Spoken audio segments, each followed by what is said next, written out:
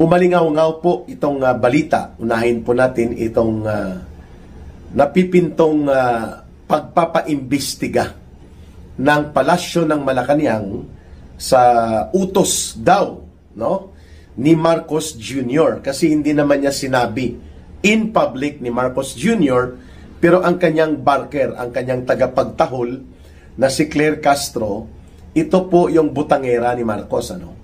Matapos na nagpahayag na una na si Justice Secretary Boying Rimulya na wala siyang nakikita na anumang mabigat na dahilan o batayan upang sampahan ng kaso na inciting to sedition, itong kamakailan lamang ay paglalantad ni Governor Chavit Singson at paglahahayag ng kanyang saloobin laban sa Administrasyong Marcos. So, nagsalita po ang ating Department of Justice Secretary sapagkat ang kasong sedition at inciting to sedition, ito po ay mga criminal offenses punishable under the revised Penal Code of the Philippines. So, criminal offense po yan, Ang pagkakaalam ko, ang sedition, ito yung nag-uudyok ka ng mga tao na sumama sa pag-aalsa, sa pag-riot, upang patalsikin ang gobyerno o magkaroon ng kaguluhan laban sa gobyerno gamit ang mga pagkilos na mga marahas, no, at may mga kaguluhan. Sedition po yan, yan po I think ay may kulong na mga 8 taon hanggang 12 taon kung hindi po ako nagkakamali kapag napatunayan ka at nahatulan sa korte. Ang inciting to sedition, ikaw po yung nag-uudyok sa mga tao na umalsa, maging magulo at gumamit ng mga marahas na hakbang upang mawala po ang kanilang pagrespeto sa batas at sa gobyerno to the point na kikilos sila ng marahas. Yan po ang pinakapayak na pag-describe ni Ka Eric kung ano po ang inciting to sedition. Yung operational word po doon, yung pang-uudyok para gumamit ng karahasan at kaguluhan ng mga tao upang labanan ang gobyerno o kaya mag-alsa laban sa gobyerno. Ang inciting to sedition. Yung sedition, ikaw mismo yung namumuno upang gawin yung kaguluhan para mag-alsa ang mga tao. So, yan po ay sinabi ni Department of Justice Secretary earlier na wala silang nakikita na anumang siya mismo na solidong dahilan para magsampa ang gobyerno ng kaso kriminal laban kay Governor Chavit Singson. Ito pong kasong possibly inciting to sedition and sedition. Si Ka Eric po ay sinampahan ng kaso, kasama ng iba pa ni floating Philippine National Police General Torre. Tungkol po ito sa nangyari nung nakaraang taon na pagsalakay nila at pananakit at mga pagsira sa mga ari-arian doon sa compound ng Kingdom of Jesus Christ sa Davao City. Ayun. So, may pending po yan na reklamo si General Torre. Hindi pa po nare-resolve yan sa Piskalya, sa National Prosecution Service.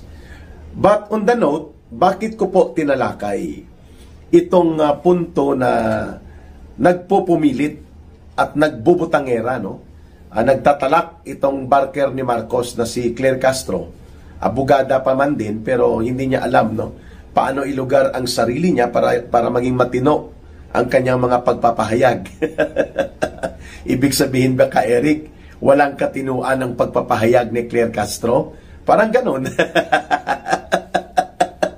Kaya nga, kinakansyawan ito at binabash ng mga netizens at mismo ng taong bayan. Nobody is taking her seriously. Pero dahil nagagamit ni Marcos bilang attack dog, lalo na sa pang-iinganyo ng pang-uupat at pang-iintriga laban sa Duterte political group, particular kay former President Duterte at kay Vice President Sara Duterte ngayon. So nagagamit at nababayaran ni Marcos ito ng hindi bababa sa 300,000 a month plus allowances, siguro mga kalahating milyon din ang kinikita nito ng barker, talakera at botangera ni Marcos na si Claire Castro.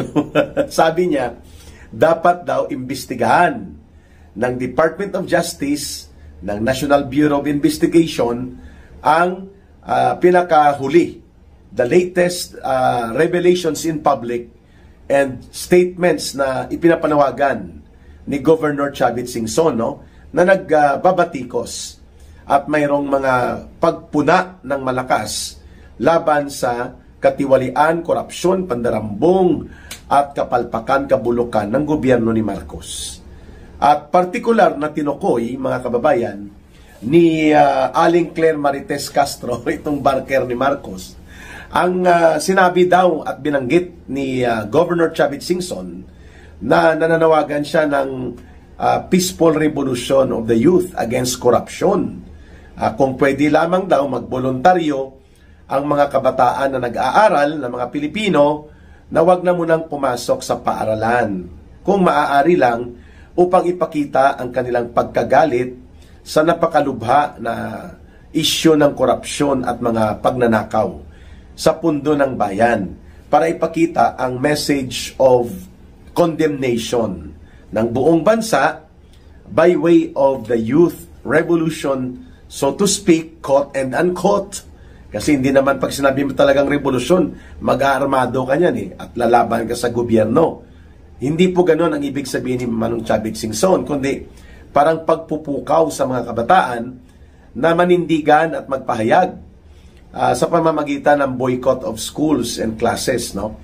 So dahil dyan sa pagpapahayag na ginawa di umano ni Manong Chavit Singson in public para kay botangera barker Claire Castro ni Marcos, ito ay may probable cause possibly or batayan sa pagsasampa ng kaso ng inciting to sedition. Pero take note, nauna nang may binanggit ang Department of Justice Secretary na si Boying Rimulya na so far wala pa naman siyang nakikita na batayan upang kasuhan o reklamo ng gobyerno si Manong Chavit Singson, si Governor Chavit Singson.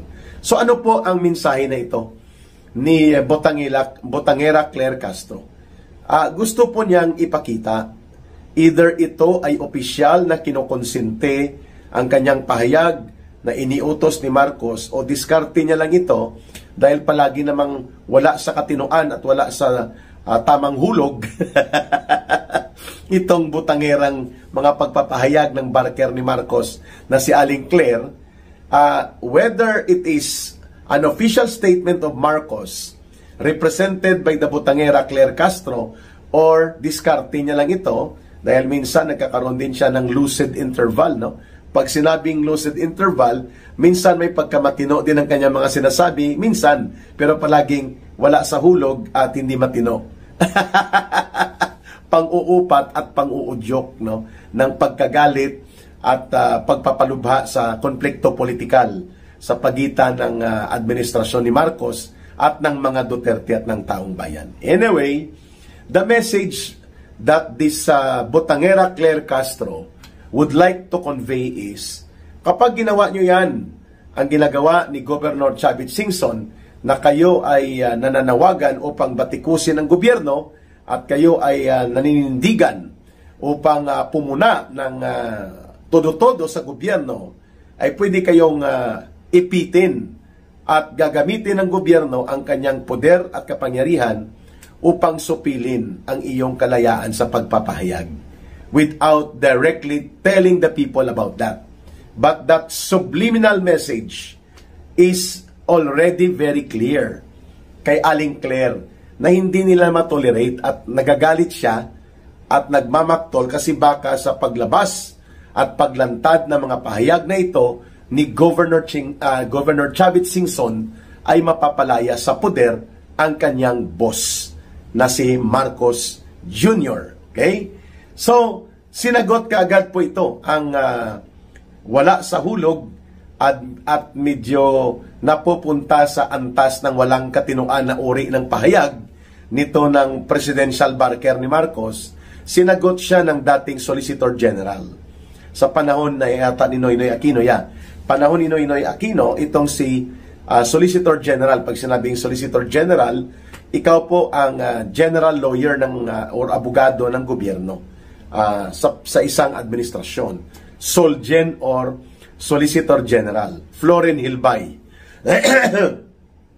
Sabi ni Florin Hilbay, mali at baluktot ang ganyang pahayag na nanggagaling sa palasyo as represented dito ni Botangera Claire Castro para sabihin niya na ang mga pumupuna at bumabatikos sa gobyerno ni Marcos patungkol sa mga lehitimong issue kagaya po ng pagpupuna at paninindigan ng pag-criticize ng taong bayan sa malaganap, malubha at sistematikong pagkakaroon ng pandarambong at korupsyon under the government of Marcos.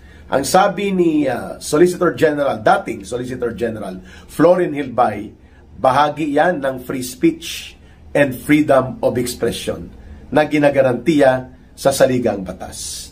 At huwag kaagad iwagayway ang sinasabi na posibilidad na gagamit ang gobyerno ng batas upang supilin, takutin at i-intimidate to the point na matatakot na talaga ang taong bayan na magreklamo, magsalita at maghayag dahil ang mga kagaya ni Governor Chavit Singson na may katayuan sa lipunan ay hindi sinisino at hindi kinikilala ng gobyerno ang kanilang kalayaan sa malayang pamamahayag at sa malayang pagsasagawa ng pagpupuna ng tama at lehitimo laban sa gobyerno sa mga issue na may kaugnayan sa kabutihan at mga karapatan ng mamamayan. Kagaya nitong issue ng pandarambong at korupsyon na lahat ng sektor halos ay galit na sa nagaganap ngayon kay Marcos Jr. So that signal, sabi ni former Solicitor General Florin Hilbay kay Claire Castro ay delikado. Yan ang mga utak pasista, utak diktador na style po yan, ano? Na kung may bumabatiko sa iyo dahil hindi mo kayang sagutin ang issue, natatakot ka na posibleng lumalaganap na at lumalakas ang pagkagalit ng mamamayan at baka humantong sa pagpapalaya sa poder sa gobyerno na nakaupo o sa administrasyon, ay gagamit ka ng mga hakbang na kapareho sa pasismo at diktadura. The way Marcos Sr., ang tatay ni Bongbong Marcos Jr., ay gumamit nito nang idineklara niya ang martial law noong 1972. Ayun. So pinuna ito ang pagkabutangera, wala sa hulog at wala sa tamang katinuan na linya ng mga ginawang pahayag na ito ng pananakot ni Claire Castro. At hindi niya dapat ginawa yon kung walang clearance sa presidente yan, sapagkat mga sensitibo po yan na mga pahayag that can reflect into an official state policy or a policy of the government. Kasi nga, nakatalaga bilang tagapagtahol sa Office of the President itong si Claire Castro. Pero ganun pa rin, kailangan pong puntuhan sa kanya ito. Kasi delikado yan, baka gamitin din po nila itong anti-terrorism law na kapag ikaw ay nag-create ng panic o pagkatakot sa publiko sa iyong ginagawa, and that is a very broad definition, pwede kang kasuhan na ikaw ay nang uudyok ng terorismo at non-bailable offense po yan. Ano? Ang sedition at ang inciting to sedition, bailable offense. Pwede ka makapagpiyansa. Pero itong kaso tungkol sa anti-terrorism law o related to it, hindi to bailable eh.